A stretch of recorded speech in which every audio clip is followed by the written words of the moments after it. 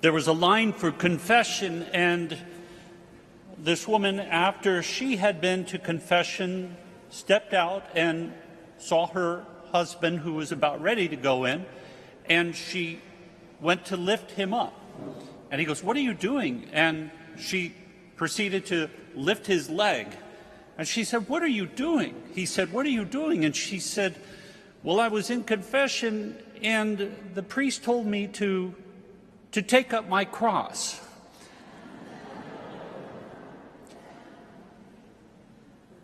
We have to recognize that we're called to take up our cross each day and follow our Lord.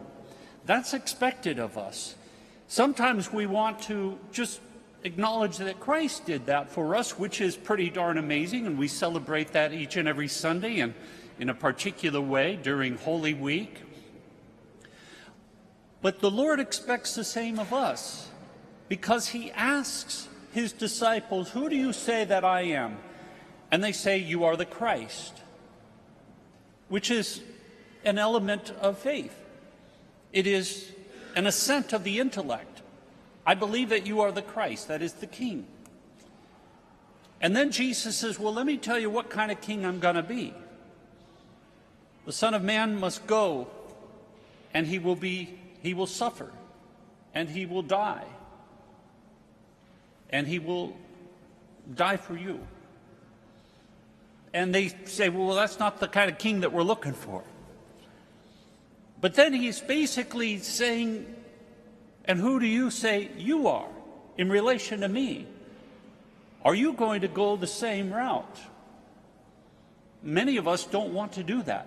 We'll be happy to hear how the Lord came to save us. We'll be happy to hear that Christ is our salvation. But we don't want to hear the rest of the story. We don't want to hear what Jesus says, "Take up your cross and follow me." But as we heard in our first reading, God has given us an ear to hear. And it is not enough just to listen, but then to act upon that. The second reading goes into that in more depth.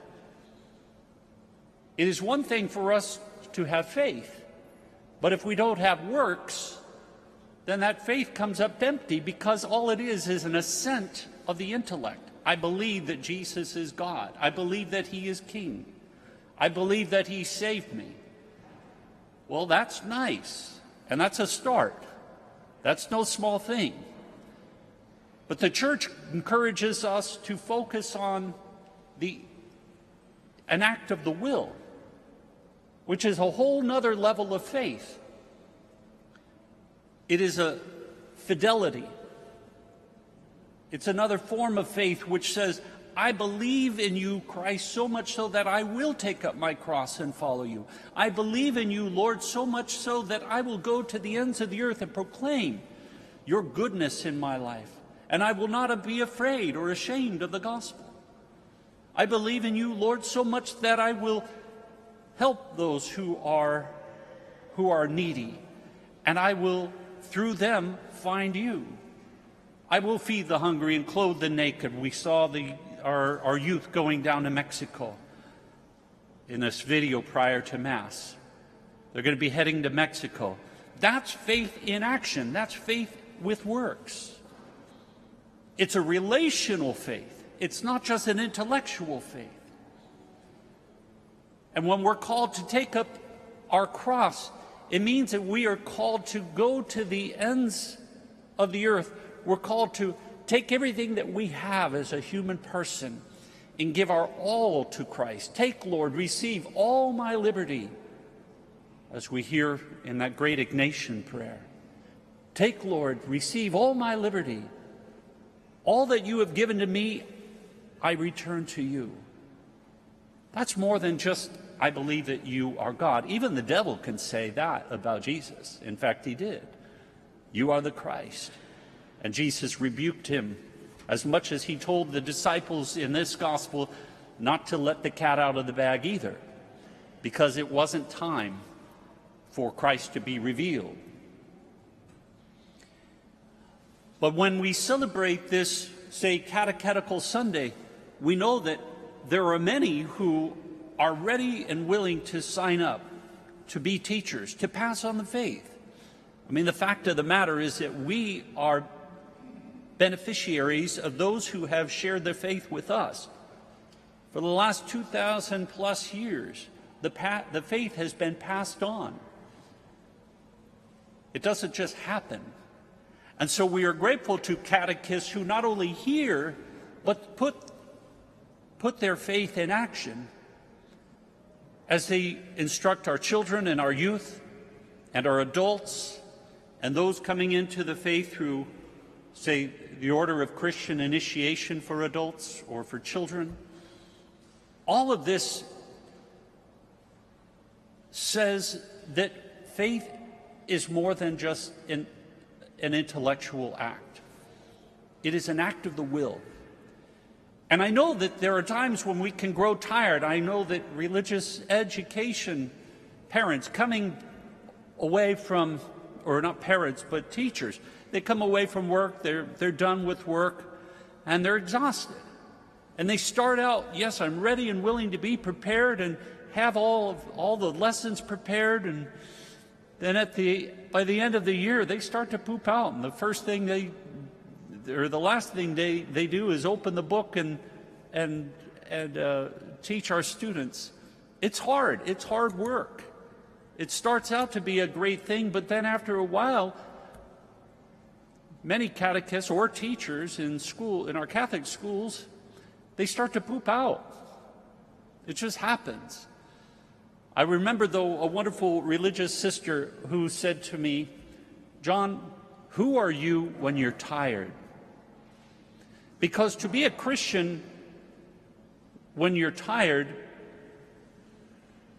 is really where everything matters. Think of Christ. When he went to the cross, he was exhausted. But he went to the cross nevertheless, exhausted. And the same is sort of expected of us, but not in that same fashion. We're called to keep persevering, not to hold back, or as St. Junipero Serra, who built the missions up and down California, said, always go forward, never turn back. Siempre adelante, nunca atrás. Always go forward, never turn back.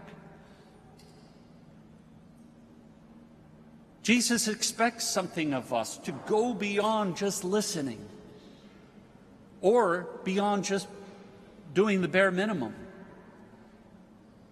Take, for example, the propositions that we have here in our state and what is happening on the national level in our election world. Even Pope Francis focused on that, on two particular issues that are facing us today. One is on abortion. The other is on immigration. And he weighed in on that, on our American scene. And we too, as Arizona Catholic bishops, have weighed in on the very two items. Proposition 139, which expands abortion access even beyond the 15 weeks.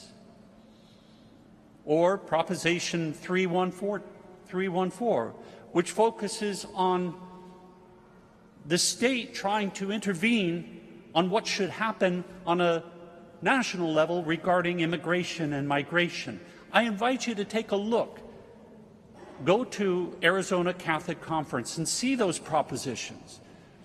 And not only listen to them, but then think about, in what way are we, as human beings, degrading human dignity in both of those propositions? In what way are we reducing the gospel message if we're voting in favor of either of those? And that's why the Arizona Catholic Conference strongly opposes 139 and 314. But it's beyond, we need to go beyond just opposing. It's one thing to say no. It's one thing to vote no. But in what way are we trying to enhance the dignity of human beings? In what way are we trying to reach out to say, mothers who are struggling with the possibility that they may face this idea of an abortion? What way are we trying to reduce abortion by reaching out to women who are struggling financially and otherwise? What way are we doing our part to welcome the immigrant, welcome the refugee who are running away from horrible things in their life, horrible conditions? Refugees don't necessarily want to come to the United States to live here. They would rather stay where they are. I was down in Honduras recently, and we saw the many youth through Nuestros Pequeños Hermanos. They don't want to come to another world. They want to be where they are. They want to live in a world that they know. But sometimes, for fear of their life, they're forced to find a safe haven. And at times within our government, we open up the doors to refugees because of that. People kind of circle this wagon and say, no, no to refugees, no to immigrants, no to migrants. Even though that stands against the book of Exodus, it stands against the gospel. Welcome the stranger. That's so hard for us to acknowledge that. And I don't know why. And that's why I think as Christians we need to really step up our own game and not just do the bare minimum and just say no to certain things, but to say yes to human dignity, to say yes to life. Returning to our call to catechize, it is not enough for us to preach with words. It is not enough for us to have an intellectual assent of our faith, but to have an assent of the will. We can never, ever replicate what Jesus did for us by laying down his life for us. But we can lay down our life for our friends. Jesus says there's no greater love than to lay down your life for your friend. Why would we want to go to the bare minimum of love and simply check a box and say, I did my duty, when we have the gospel message before us to love beyond all telling? So the challenge lies before us. How are we truly living our Christian life? Are we just checking a box, or are we going beyond ourselves? Always go forward and never turn back.